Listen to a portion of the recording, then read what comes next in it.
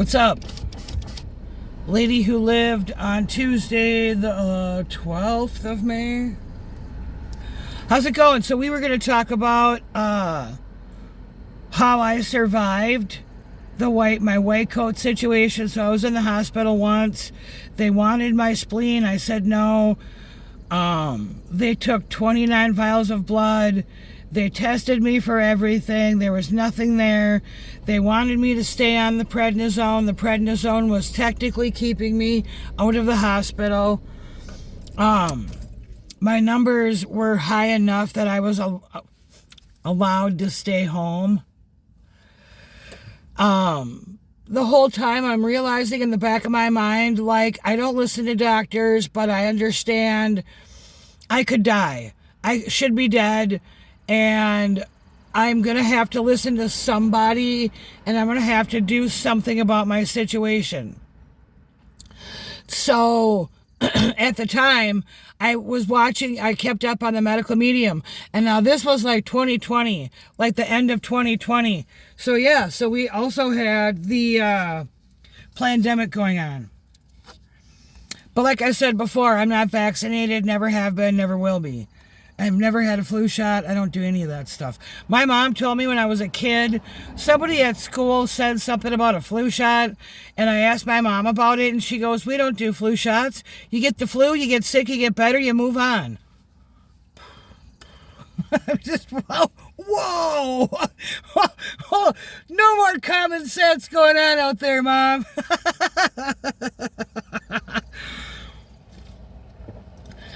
Right, so when all this vaccination stuff comes up and all this you're going to get sick stuff comes up, I'm like, all right, we're all going to get sick. Like the chicken pox, right? We're all just going to get sick. We're all going to get better. We're all going to move on. No.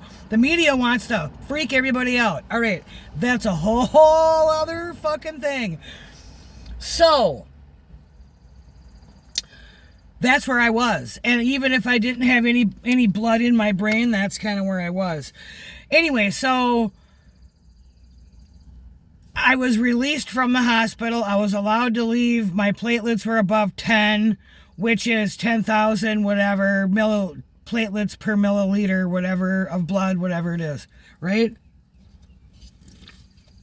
There were some new people working the hospital, including new doctors, and I talked to one guy into letting me go home. He let me go home. He probably shouldn't have, but he did. I was sick of being there. I smoked cigarettes at the time. As a heavy smoker, it's really hard to be in the hospital with a patch on. And I had the biggest patch. I was a heavy smoker. So that's why I'm going to be clearing my throat, I swear. So, and I wasn't going to quit smoking because it's not a good idea when your body is freaking out to freak it out even more.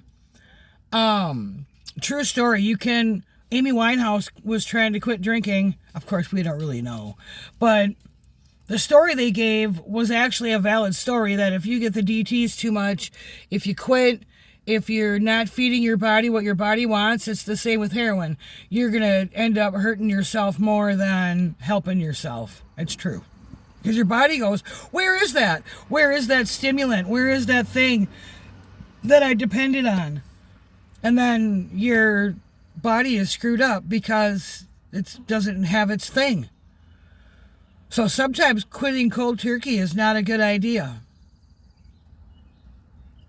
True story. Even though I had tried to quit smoking, I tried to quit smoking so much. I was smoking and shaming myself at the same time for smoking. So I was still smoking, but it was a part of what helped me stay sane and helped me keep my wits about me and helped me think and helped me, whatever.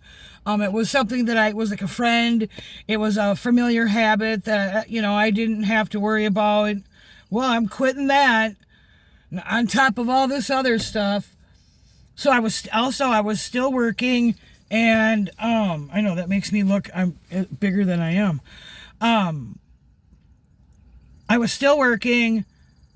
I had a bunch of PTO racked up. I should have just taken it, but I didn't. I ended up back in the hospital a second time because I did the medical medium cleanse too hard. I started doing the heavy metal detox smoothie.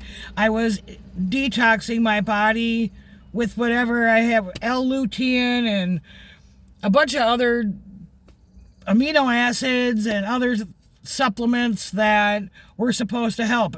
This is 2020, right? So this is right before the information explosion that happened because of the pandemic and what they were trying to do. Everyone decided to get creative and share their shit. People decided that like all of a sudden, like I've got all this going on. Like, this is what I have to offer. I'm bored now. I'm not doing anything. So this is a day in the life of a married couple, a day in the life of a family with kids, a day in the life of a guy that whatever. I'm a construction worker. I'm blind. I'm deaf, whatever, right? Everyone got on. This is me running in place, exercising. So yeah, so that was so then the boom. So then it went from, and then I had friends who were also having problems, health problems, similar to mine, like almost identical to mine. But we didn't know it because we weren't talking about it, because talking about it while it's happening is bad luck. And then you prolong it, and it's just not a good idea. Anyway, so a friend of mine introduced me to Dr. Robert Morse. Morse. He's the fruit detox guy. I will say fruit as a detox is a 5-star detox. I will say fruit as a meal is probably not a good idea, and I'm actually working on not doing that. Like, I do a fruit smoothie, but I'm doing it at the wrong time. So my adrenal glands and my cortisol is like, we're going to store fat, because I was eating my sugars at the wrong time. Not eating my proteins at the right time. Proteins first. Any carbs you're going to have second, and then sugars are third. Fruits are a sugar, even though it's fructose, and it's a different type of sugar, and it's digestible differently in the liver. And they say that fructose is only digestible in the liver. That's a bunch of bullshit. It can be digestible in other areas, but the liver is the one area where its function is to do fructose. The brain needs sugar every day to function. The brain is the first thing to take all resources. Believe me, I know. When I had no resources, my body was falling apart. I mean, was still bruising. I was still actively bruising. I was not healing. I was detoxing. I was learning about what was wrong with me. I did a grape fast where I ate only grapes. I did fruit fasting where I ate only fruit for extended periods of time. I would eat like 4 oranges a day with a bunch of strawberries, 5 bananas. Like that is exactly what you're eating. And it sounds crazy and it sounds insane, and it is. And that's what makes it fun. Not necessarily, but that does something to your psychology when you branch out and go do something nobody else is doing. When you go do something that's crazy, insane, you're not supposed to be able to do that. You're hurting yourself. Yep, but if it wasn't for that fruit detox, I'd be dead. Also, if it wasn't for the tinctures from Dr. Morse that I was taking, I was drinking the Heal All tea, I was spending a bunch of extra money. Like my food budget went from whatever, like I was doing keto and paleo before that, but I was also an alcoholic at the time. Oh yeah, I didn't talk about all the alcohol I was drinking. Beer. Love me some beer. Minnesota here. We do beer in Minnesota. And I was kind of a beer snob, that's fine. I'm a coffee snob sometimes. Taurus, still am a Taurus. I like to do those things. It's just fun. It's like a hobby.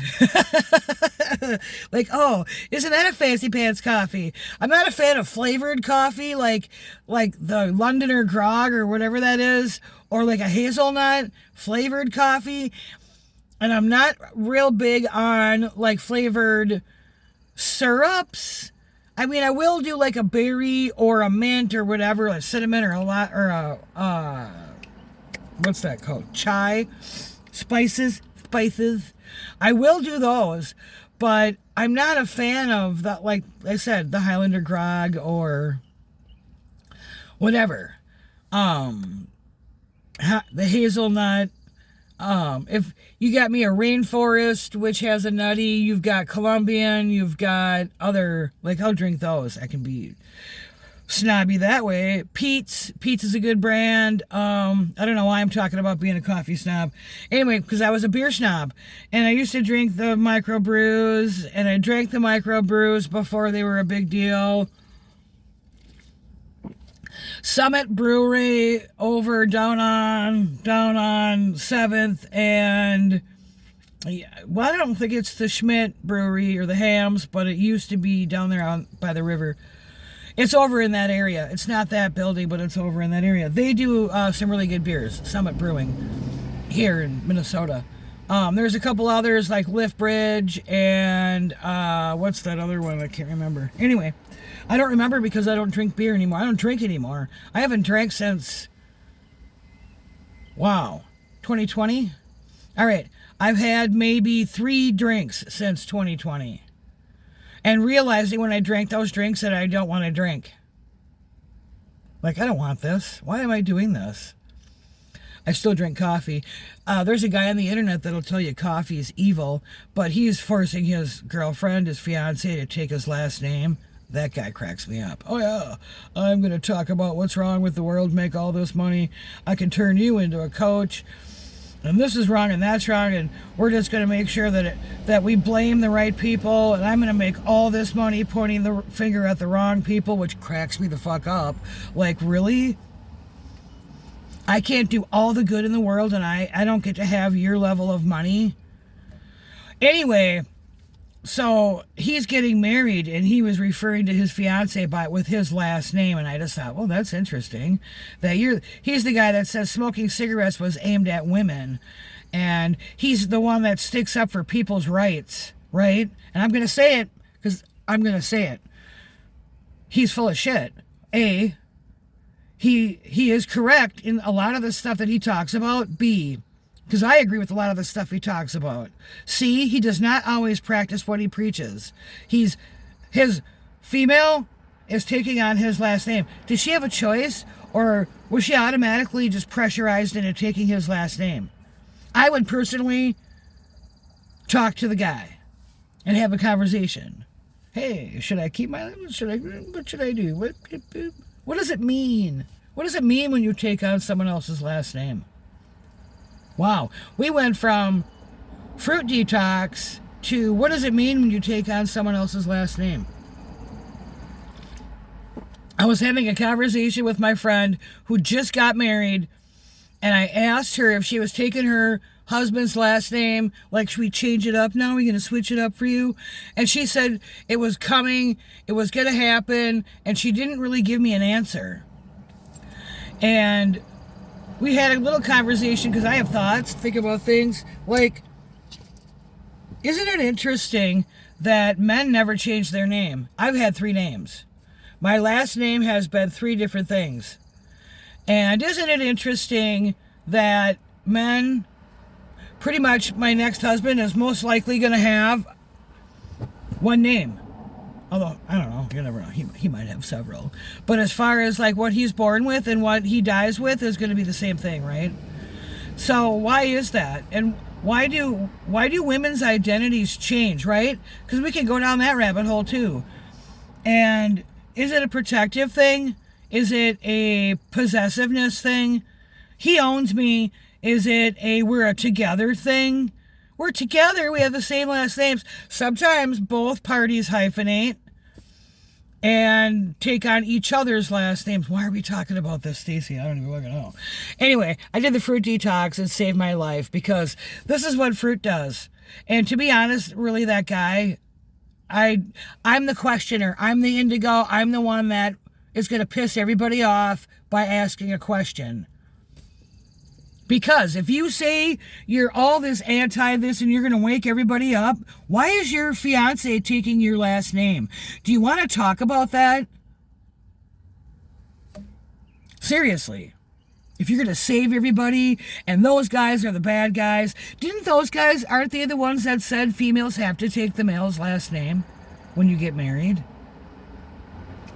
And is marriage on paper what you want to do? Asking for a friend. Seriously. You want to go down that rabbit hole of the EIN or the TIN number on the back of your social security card? You want to go down that rabbit hole? We're going to talk about the fruit detox right now.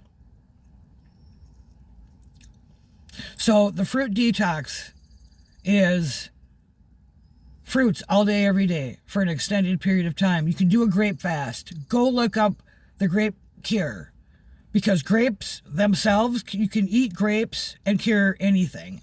So what a fruit does, fruits are electric, they're live, and they flush you out. And they digest fast and easy. They will bring up all of your weaknesses. All my nutritional deficiencies were exposed. Oh yeah, it was fun. So, we'll leave on that note. Nutritional deficiencies is next. Peace out. Love ya. Bye.